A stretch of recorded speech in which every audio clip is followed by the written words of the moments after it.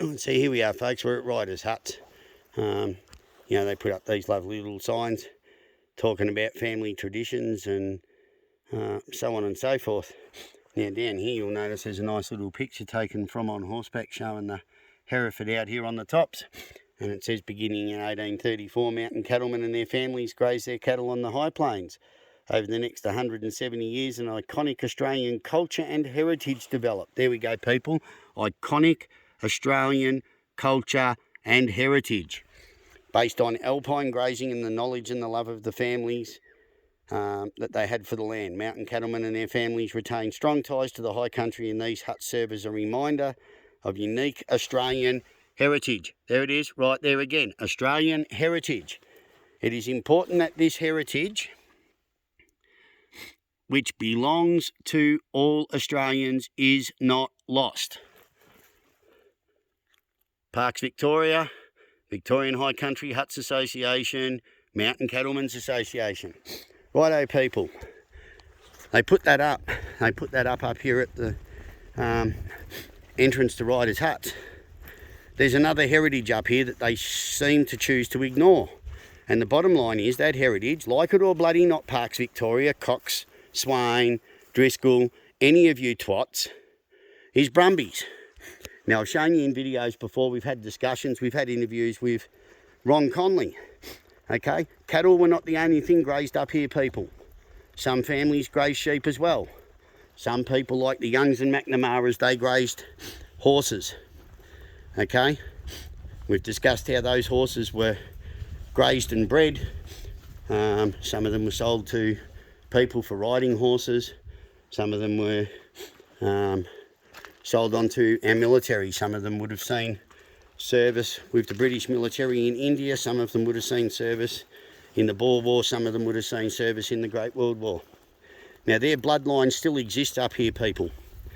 All right, it exists up here in the shape of 80 little horses. So I've just shown you the sign. No one can deny it exists. No one can deny the wording on it, because I actually showed you the wording on the sign. All right, I didn't make it up. Now, that heritage exists, but they want to get rid of it. All right, these huts are here.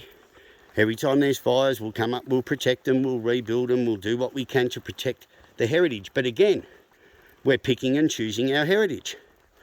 Why, oh why, do we want to pick pieces of it apart?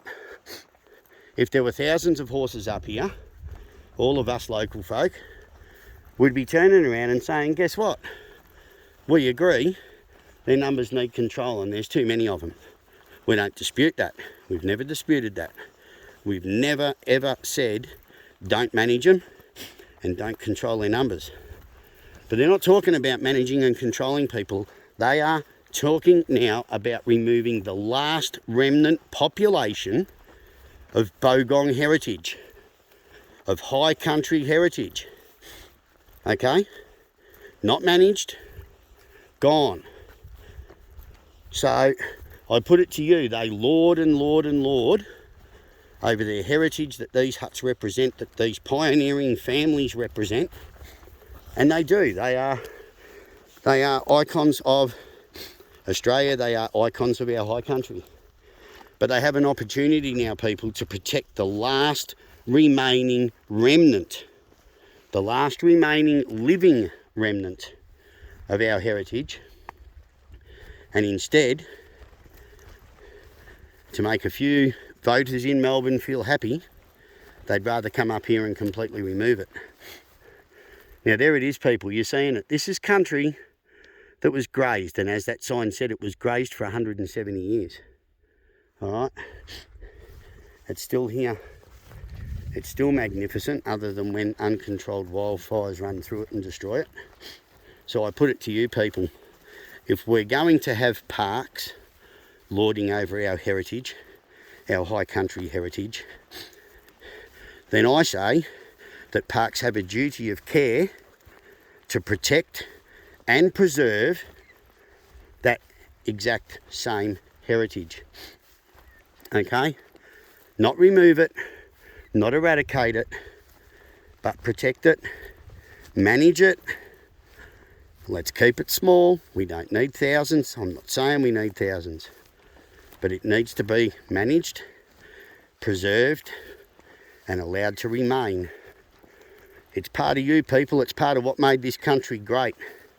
It's time to stand up and make some noise. It's time to do the job properly instead of taking the lazy, easy, greeny vote winning option. Okay?